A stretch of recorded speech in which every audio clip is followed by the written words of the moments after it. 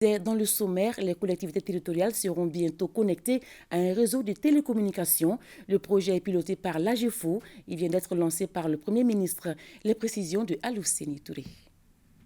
Le projet en question est piloté par l'Agence de gestion des fonds universels. L'agence elle-même est financée par les redevances des opérateurs de télécommunications.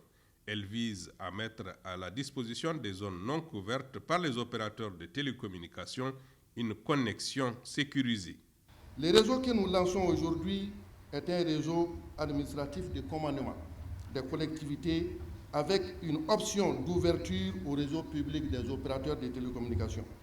Il permettra une administration efficace du territoire à travers des échanges téléphoniques et des données textes et vidéos entre l'exécutif central, c'est-à-dire les ministères de l'administration territoriale et de la décentralisation, et les exécutifs régionaux, les gouverneurs, les préfets, sous-préfets et leurs populations.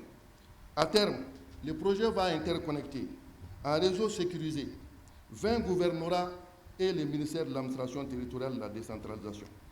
Il pourrait être envisagé plus tard une extension de ces réseaux aux préfectures et sous-préfectures pour arriver à doter l'administration du territoire d'un réseau de communication autonome et sécurisé.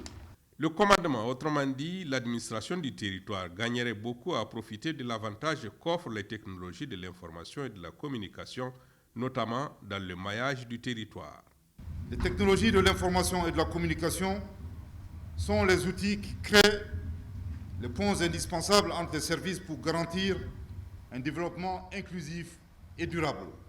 C'est dans cette dynamique et à la demande du ministère de l'Administration territoriale et de la décentralisation que l'AGEFO a inscrit dans son programme d'activité le désenclavement des collectivités territoriales en matière d'accès aux services de télécommunication.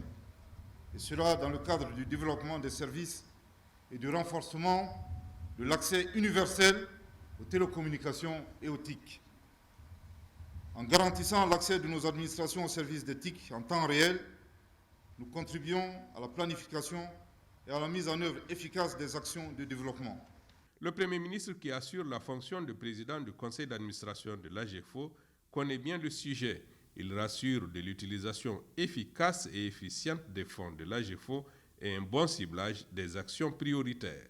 L'événement auquel nous assistons aujourd'hui rend dans le cadre de la mise en place d'infrastructures de télécommunications privées au niveau des différentes représentations de l'État à travers le pays afin d'améliorer les conditions de travail des représentants de l'État et de faciliter le retour progressif de l'administration.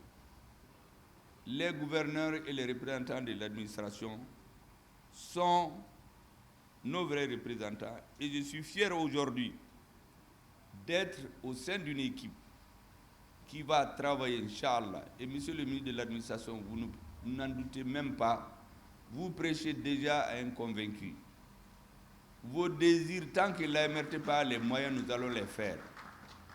Parce que notre souci, c'est qu'à terme, tous les matins, le ministre de l'Administration puisse parler à tous les gouverneurs, qu'eux puissent parler entre eux, qu'ils puissent parler à tous les préfets, qu'ils puissent parler à tous les sous-préfets, à tous les maires.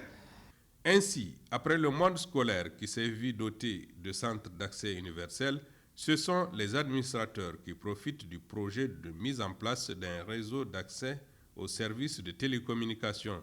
Demain, ce sera certainement le monde paysan qui connaîtra cet avantage technologique.